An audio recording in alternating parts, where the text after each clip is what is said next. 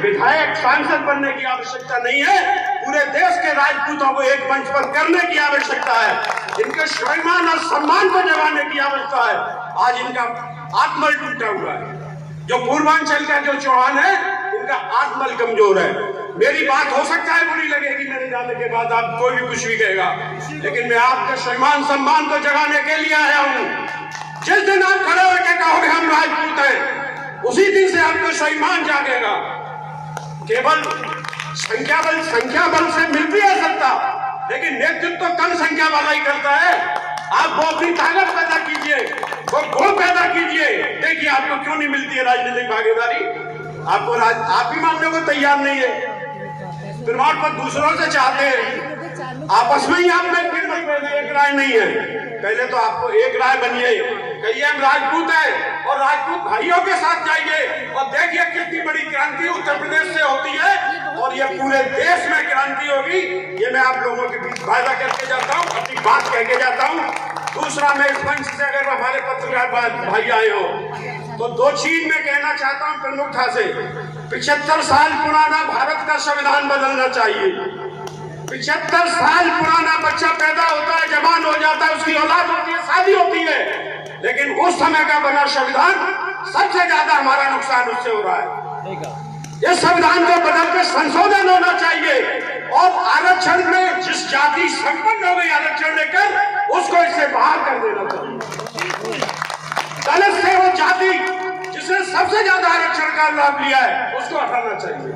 पिछड़े वर्ग से सबसे ज्यादा आरक्षण का लाभ जिसने लिया है, उनको हटाना चाहिए। जब भी पिछड़ों की बात आती है, 75% राजपूत पिछड़े वर्ग में।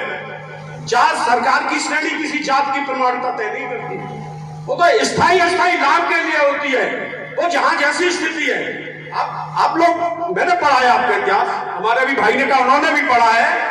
राजस्थान की मरी भूमि से बहने वाली नौनी नदी के किनारे के चौहान हुआ, शुद्ध क्षत्रिय, मैंने पढ़ा है।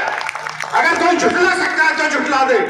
राजस्थान में अकाल पड़ता था, बहुत भीषण अकाल पड़ता था, साल भर पड़ता था, 2 साल पड़ता था, एक बार तो लगातार 5 साल और 6 साल पड़ा। बच्चों ने, लोगों ने वहां से पलायन किए, अपने बच्चे बेचने के ऊपर की रोटी खाई और वहां से गंगा के किनारे शिफ्ट हुए।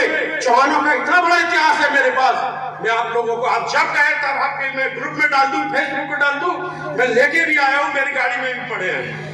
तो आप राजपूत हो, लेकिन आपको अपने आप को पहचानना है, अपनी हिम्मत पैदा करनी है, अपना आत्मबल पैदा करना है, और ये हमारे बड़े भाई आपको गले लगाएंगे। देखिए आपको सम्मान मिलेगा, न्याय भी मिलेगा।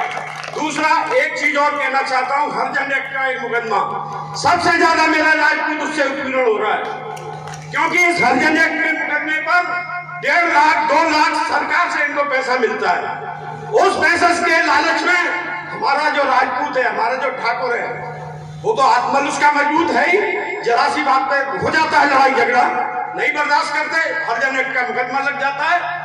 बहुत उत्पीड़न हमारा समाज झेल रहा है। ये 2 चीजों का मैं क्षत्रिय महासभा, करणी सेना और मेरी मेवाड़ी क्षत्रिय राजपूत सभा, मैंने प्रमुखता से यह मुद्दा बनाया है कि भारतीय संविधान बदलना चाहिए, नए सिरे से आज की जो स्थिति है उसके अनुसार उसको लिखा जाना चाहिए और हरिजन एक्ट का मुकदमा बिना जांच किए नहीं लिखा जाना चाहिए।